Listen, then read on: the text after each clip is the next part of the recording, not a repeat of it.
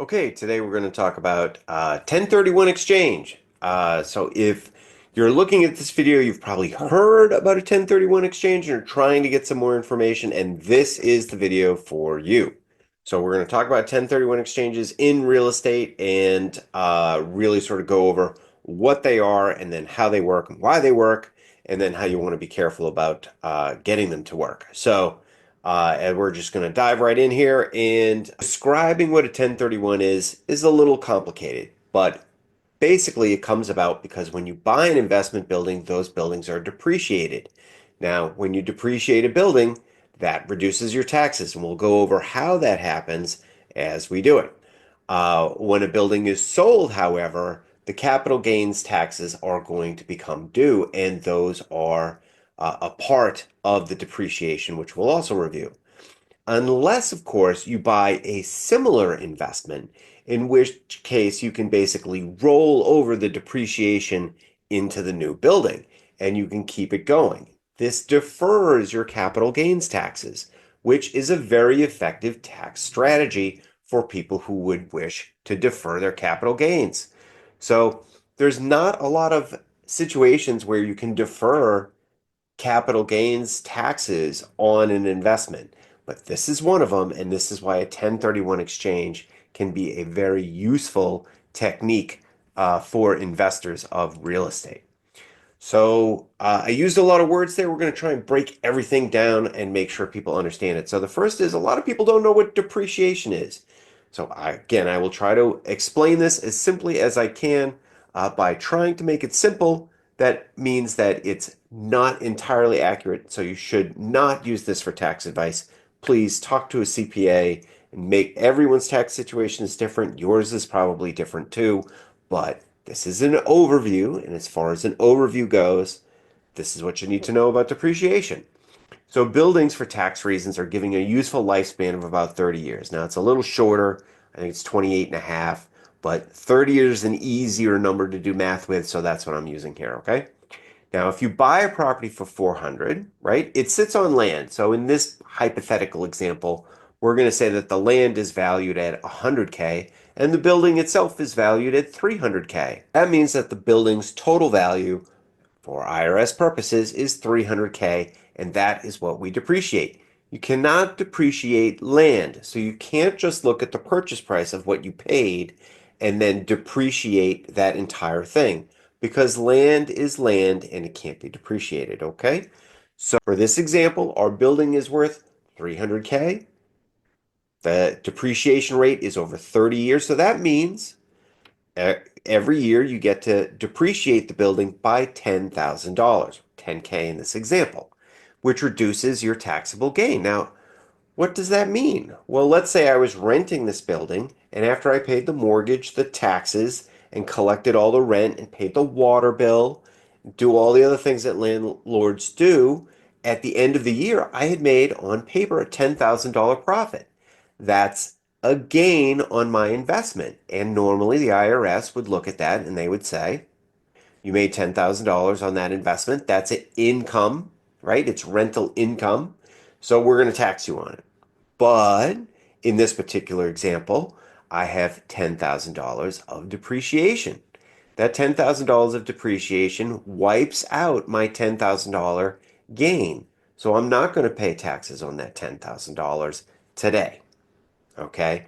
And so again, investors love depreciation because it defers their taxes out into the future and fundamentally is one of the more tax advantageous things in real estate that you can do.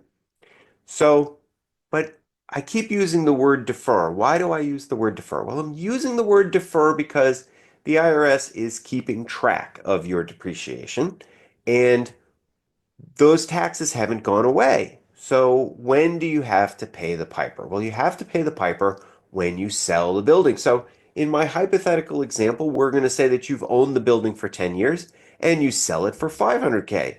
I hope you made more, but it's an example. I'm trying to keep the number simple, right? So when you're looking at it as a person, you're saying, well, I bought this property for 400K. I sold the property for 500K. I made $100,000. But that's not how the IRS looks at it at all. The IRS says, well, you depreciated it. You told us that the useful life had gone down by 10K a year for 10 years, which is $100,000. So you had a $300,000 building, but to us it was only worth 200,000. The land's worth 100. That's 300 and you sold it for 500. So we don't know how it magically became 500, but it didn't depreciate. It appreciated. And because it appreciated by $200,000, now you owe taxes on $200,000, not $100,000. Now, if you hadn't taken the depreciation, which I believe you have to, but theoretically, if you hadn't taken the depreciation, then the IRS would look at it the same way you do. 400K to 500K, you only owe taxes on the 100K. But in this case, that's not how it works. This is not how it works in real estate in general. You will owe taxes on the 200K unless unless you do a 1031 exchange, which is why we are talking about it today. So a 1031 can defer these capital gains taxes, but there are a lot of rules. The first thing you need to know is that a 1030 exchange is going to require you to buy another investment property. Since you're exchanging one investment property for another investment property, the IRS considers this a like-kind exchange. So, and it does need to be similar. So you can't, for example, exchange, as far as I know anyway, a house for a mobile home. Can't do that. Or if you had a mobile home and you were renting it out, you can't change that for a house. Okay? That's probably not considered a like-kind exchange. A mobile home is considered personal property and real estate is not, right? So because of those differences, it's not going to be a like-kind exchange. And so there are limits to what you can swap out. But can you swap out residential to commercial? Yes, generally that's allowed. Can you swap out a a condo that you've been renting out for a multifamily building? Yes, generally that's allowed, but it does need to be like kind. If you have questions about this, again, please contact your CPA. Do not contact them after you've tried to do this. Do it before so that you understand where he sees the line. Okay? So now, in addition to the fact that it must be a like-kind exchange, you must buy a building that's more expensive than the one you just sold. So in our example, if you sold it for $500,000, you would need to buy the next property for at least $501,000. Um, generally it's hard to get it that close, but you get the idea.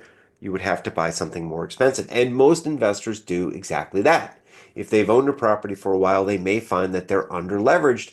And by buying a more expensive property, you can get that leverage back in line. Not going to talk about leverage in real estate in this video. That's for another day.